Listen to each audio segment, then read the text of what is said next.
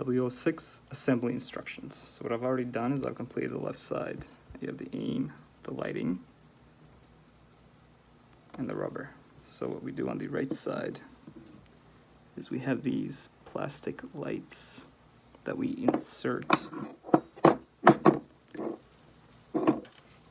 into these holes, and then we just snip them off with scissors. After that's done, we insert the aim right here, and then we have these black screws. And what we do is just tighten it so it catches.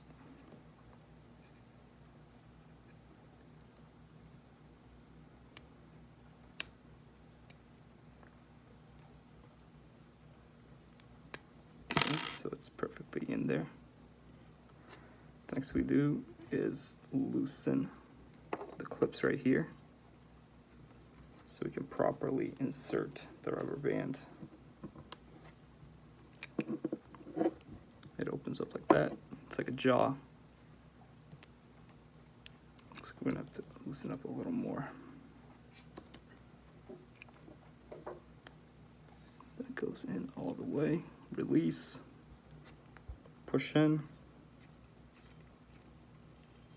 Tighten it. If you're not feeling comfortable with how well it's tightened, you can actually use a screwdriver right here and tighten it as you please.